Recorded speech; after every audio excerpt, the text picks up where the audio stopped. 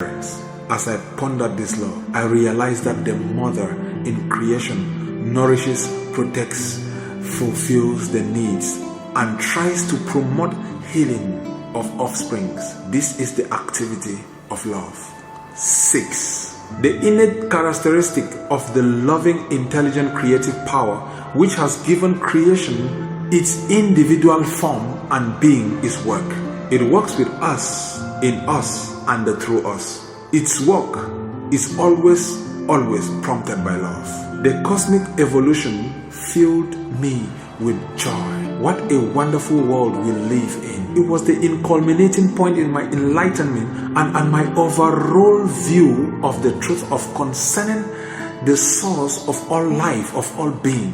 I had already seen the reality of the physical bodies composed of various communities of identical, infinite, tiny entities working in a spirit of cooperation and harmony to produce the various components of the body: flesh, bone, blood, eyes, and the hair. The only difference between these communities lay in the types of work demanded by their common goals.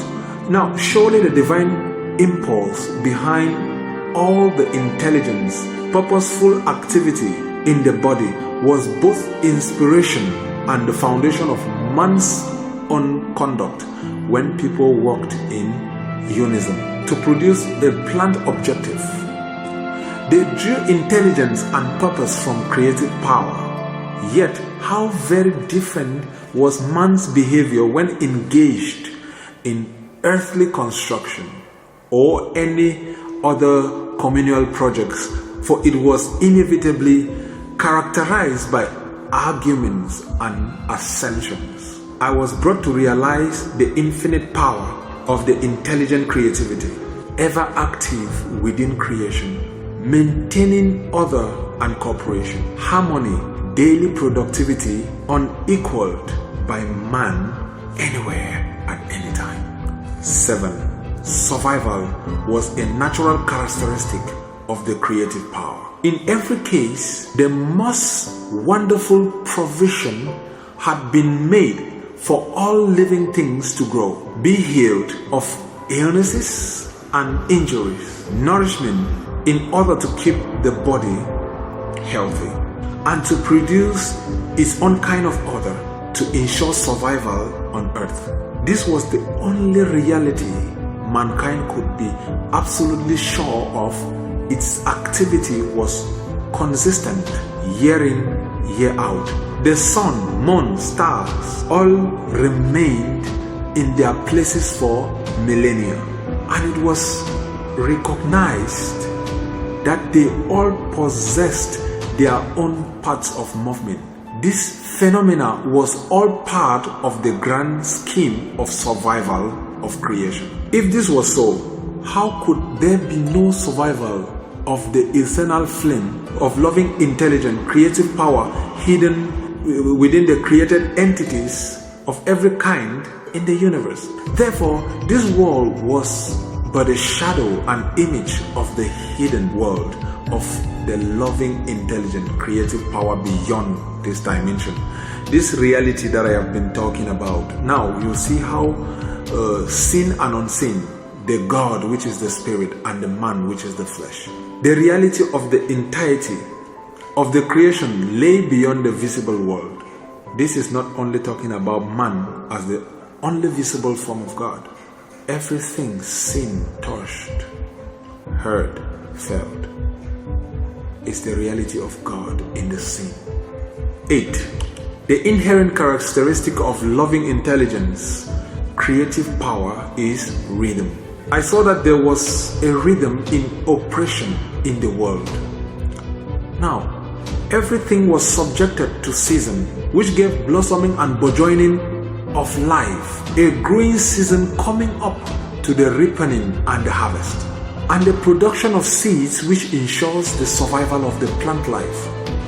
Then there was the gradual dying away and the rest period, but nothing created and living was allowed to become extinct. The sun and the moon express these characteristics within the universe. This rhythm could even be seen in the female of living things. Therefore, everything in creation had its due time to appearance and harvest. It's followed that man himself was subjected to tides of growth and the success and the tides of dormancy. This is wonderful.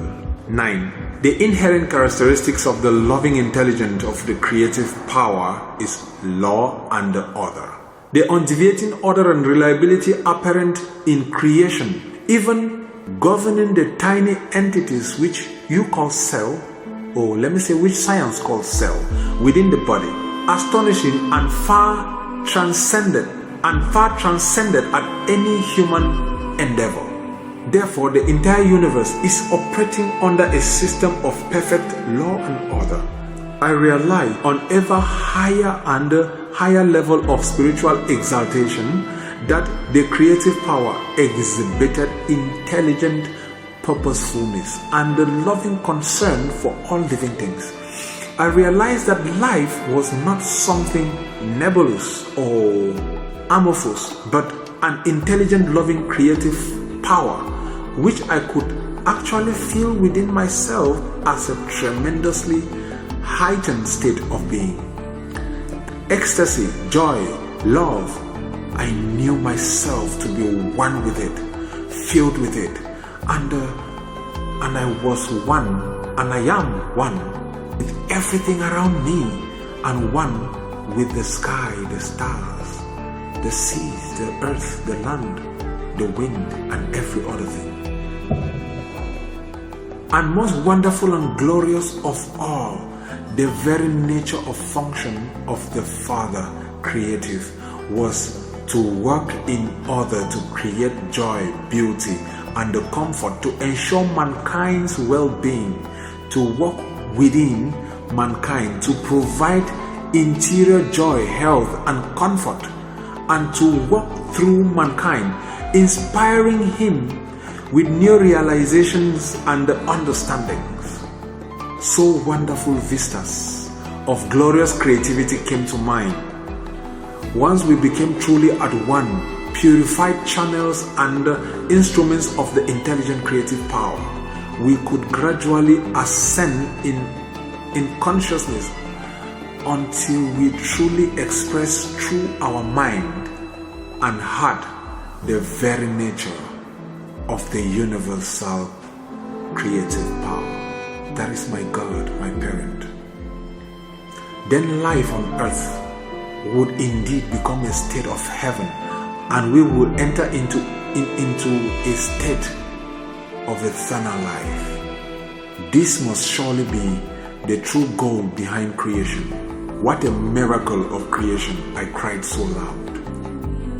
You are the source of all being, both creator and also manifested within and through the created. There is nothing in the entire universe which is apart or separate from the limitless, eternal infinity of the divine life force, that is the creative power of consciousness. And why do people suffer diseases, misery, and poverty?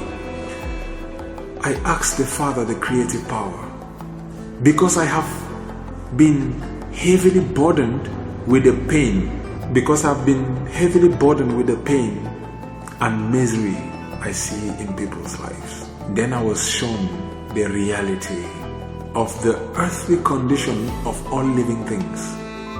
It is this: I fear immense excitement because at last I will be able to understand how that such a loving divine creative power could allow its creation to endure such misery. I was shown every living thing in creation should be radiantly healthy, cared for, nourished, protected, healed, maintained in peace. I will say, stay tuned and do not forget to subscribe. The knowledge that you will be receiving and will always be receiving will be worth your subscription, your comments, your likes, and your sharing. Be part of this journey of ardent seeking. Gratitude.